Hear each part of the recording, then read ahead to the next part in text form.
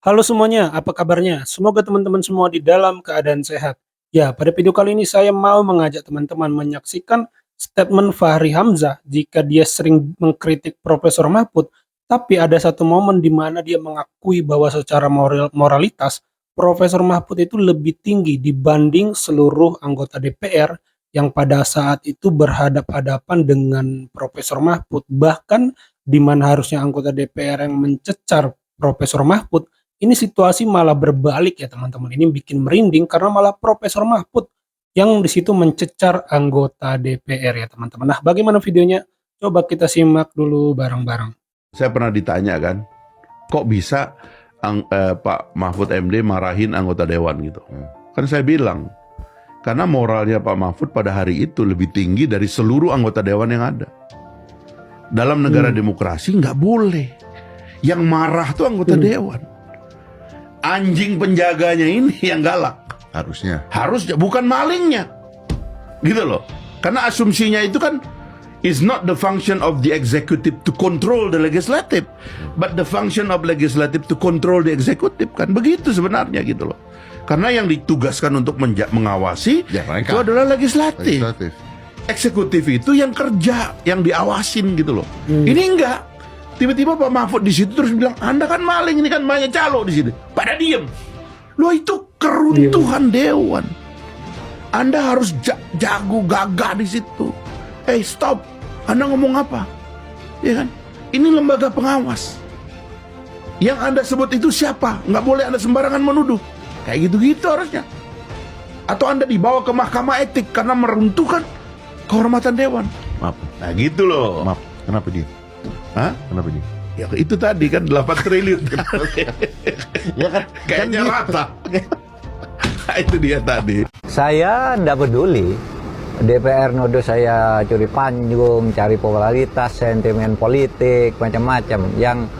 Yang saya agak sedikit tersinggung itu ketika, tetapi tidak apa-apa, ketika Johan Budi mengatakan saya ini mantan KPK, tahu kotoran setiap orang gitu. Nah kalau itu ditujukan kepada saya tantang apa urusan saya di KPK kalau dia tahu sesuatu. Kalau urusan lain sih saya tidak masalah.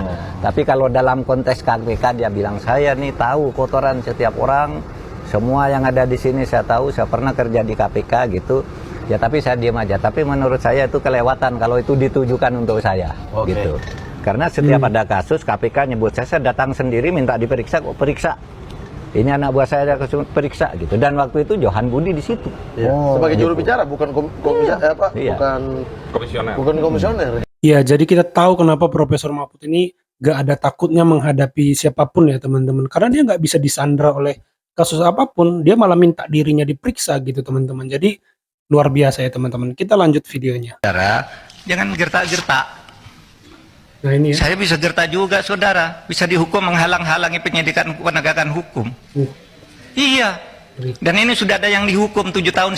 Namanya Verdik Yunandi. Ya kerja-kerja kayak saudara itu.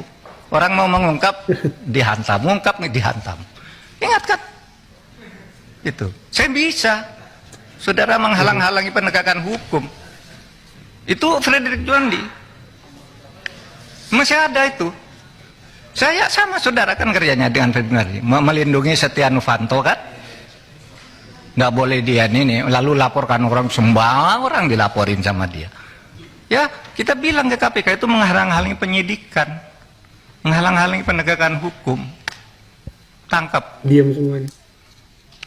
Jadi jangan main ancam-ancam begitu. Kita nih sama, saudara.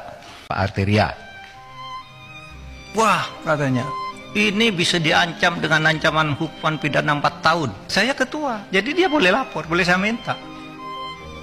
Kenapa lapor ketua? Ya memang kenapa saya ketua diangkat oleh presiden. Ada SK-nya.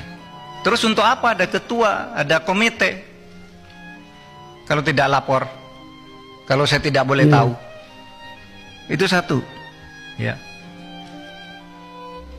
Itu bisa dihukum 10 tahun. Beranikah saudara? Saudara Arteria bilang begitu kepada Kepala BIN Pak Budi Gunawan. Pak Budi Gunawan tuh anak buah langsung presiden. Anak buah langsung presiden ya. Bertanggung jawab presiden, bukan anak buahnya Menko Polhukam. Tapi Setiap minggu laporan kayak ini resmi, info intelijen kepada Menko Polhukam. Kan persis yang saudara baca kepada saya, bahwa kalau menyampaikan ke Menko Polhukam 10 tahun lepas bin nyampaikan, bukan ke presiden tapi ke saya nih. Kok saudara baru ribut sekarang? Ini umumkan dan saudara diem aja sejak dulu nih. Kita yang mengumumkan kasus Indosuria. Karena kasusnya banyak. Itu kan PPATK, kok baru ribut soal ini? Pak Arsul bicara kewenangan. Menurut Perpres kewenangan Polhukam itu A, B, C, D. Tidak berwenang mengumumkan. Loh, saya tanya, apa dilarang mengumumkan? Kalau tidak berwenang, apa dilarang? Kalau di dalam hukum itu sesuatu yang tidak dilarang itu boleh dilakukan. Anda dari pesantren nih, saya bacakan dalilnya, wal aslu fil uqudi wal muamalah as-sah hatta yaqumu dalilun alal batalani wa tahrim.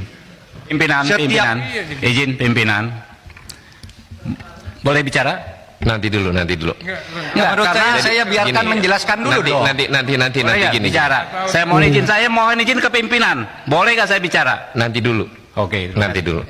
Silakan. Jadi setiap urusan tuh kalau tidak ada larangan, boleh, kecuali sampai timbul hukum yang melarang. Itu pesantren kan? Dalil di pesantren waktu kecil udah menghafal kayak gini. Nanti kalau di dalam hukum umum, saya katakan juga sekarang ke Pak Beni, pertanyaannya kok seperti polisi. Menko boleh ngomongkan apa enggak? Begini Pak, kalau seperti boleh apa tidak? Begini kalau substansi, boleh apa tidak? Jawab iya atau tidak. Kan tidak boleh tanya begitu. Itu. Harus ada konteksnya dong. Sudah bilang, boleh. Boleh katanya. Ini yang saya lihat. Kalau boleh sebutkan pasalnya, boleh kok harus ada pasalnya. Kalau boleh itu tidak perlu pasal. Misalnya saya tanya ke Pak Beni boleh tidak saya ke kamar mandi sekarang? Boleh, mana pasalnya? Tidak ada, karena boleh. Kalau dilarang baru ada pasalnya. Di mana dalilnya? Nah, sekarang bukan bahasa Arab, bahasa Latin. Nolum delictum nola punasine previa lege punali. Ini dalam hukum pidana. Tidak ada satu kesalahan, tidak ada sesuatu yang dilarang itu sampai ada undang-undang yang melarang lebih dulu. Ini tidak dilarang kok. Lalu ditanya kayak copet aja. Ya, itu ya teman-teman, luar biasanya Profesor Mahfud. Di komisi berapa ya? Saya nggak tahu ini. Oh, komisi 3. Komisi 3 ya, dalam sebuah sidang rapat. Itu yang dimaksud Fahri Hamzah tadi ya teman-teman. Di sini malah yang ngasih ceramah, ngasih kuliah itu Profesor Mahfud ke anggota dewan, di mana ya secara keilmuan pun bisa kita adu lah. Profesor Mahfud saya yakin berada di atas seluruh orang yang ada di sidang itu ya. Jadi ya wajar ya teman-teman. Jadi ini yang dimaksud atau mungkin dirujuk ya, saya yakin ini yang dirujuk Fahri Hamzah, di mana anggota dewan itu hilang taringnya ya, hilang galaknya ya, yang harusnya mengawasi malah ya teman-teman di sini diceramahi ya, diceramahi oleh Profesor Mahfud ya teman-teman, tidak berkutik lah ya teman-teman. Ya itulah kalau menurut saya orang bersih, orang yang tidak punya kasus ya, orang yang tidak tersandra apapun ya, dia merdeka ya teman-teman. Jadi ya luar biasa ya performa Profesor Mahfud dalam sidang bersama Komisi 3 DPR ini ya teman-teman ya. Itu teman-teman video kali ini, terima kasih buat teman-teman yang sudah menyimak sampai selesai. Jangan lupa di like, di subscribe channel ini. Sampai jumpa di video saya selanjutnya.